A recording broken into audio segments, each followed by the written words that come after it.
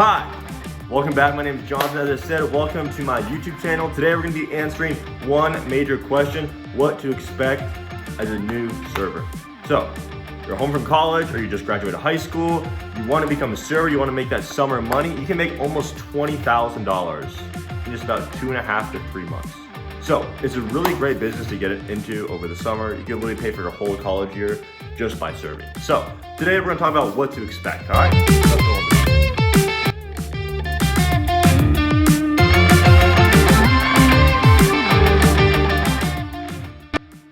The first day that I came in as a server, I was extremely overwhelmed.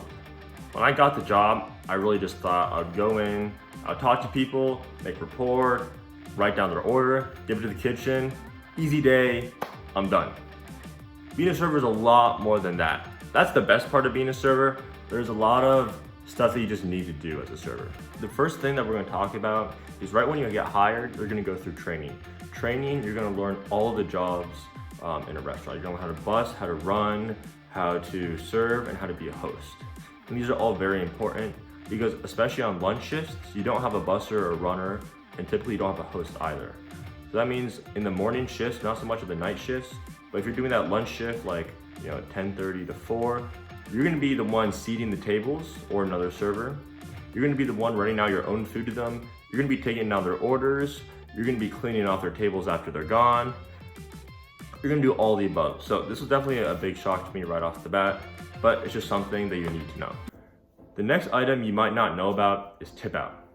This is something that none of us really like, but the bussers, the runners, and the bartender all need to get paid. And so what's gonna happen is your total sales, a percentage of your total sales will go to the busser, the runner, and the bartender.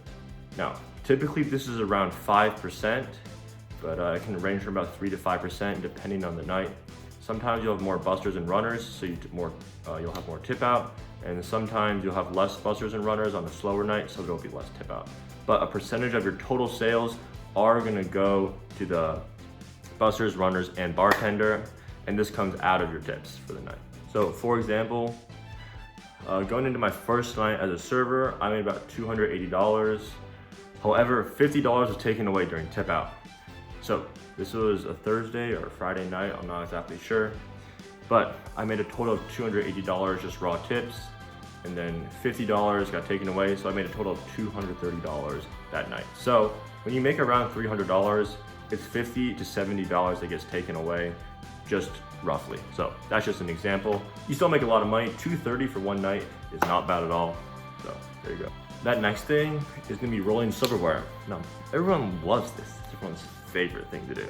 No, I'm kidding. It's a pain.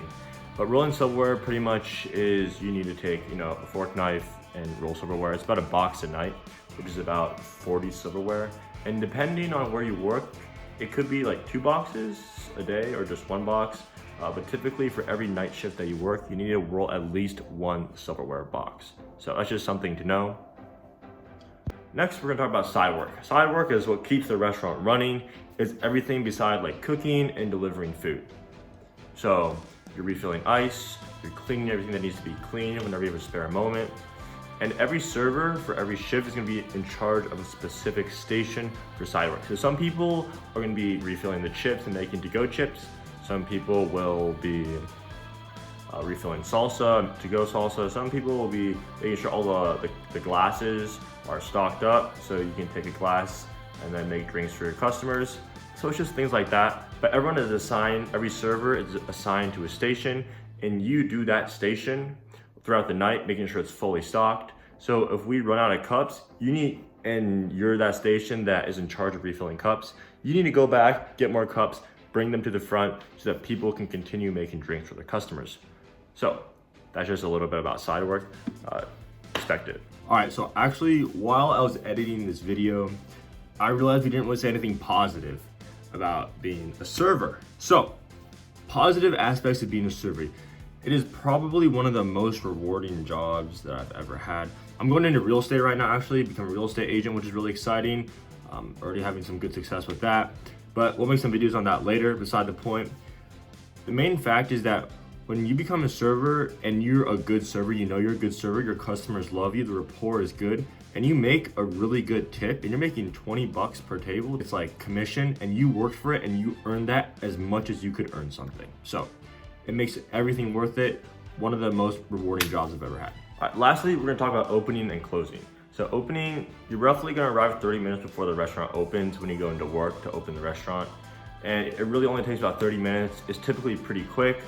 Everything at night is like pre-set up for you guys, so it's really only about 30 minutes. There are normally 2 of you or 3 of you to open. It's not bad at all. Closing is the main item that takes the longest time. So closing, as I said, everyone has a station for side work. So you close your own station, that's how it works. So if you have the drink station, you take apart your soda fountain and you wipe down everything, the teas, the coffees, that's all your job. In addition to that, you need to sweep all your tables and you need to mop all your tables. At least at my personal restaurant, you need to sweep and mop, make sure all your tables are looking nice before you're allowed to leave. And this can take anywhere from 45 minutes to an hour and a half after the restaurant closes. And sometimes customers will stay after closing hours and then you can't sweep and mop until they leave. So closing can take longer than you would think.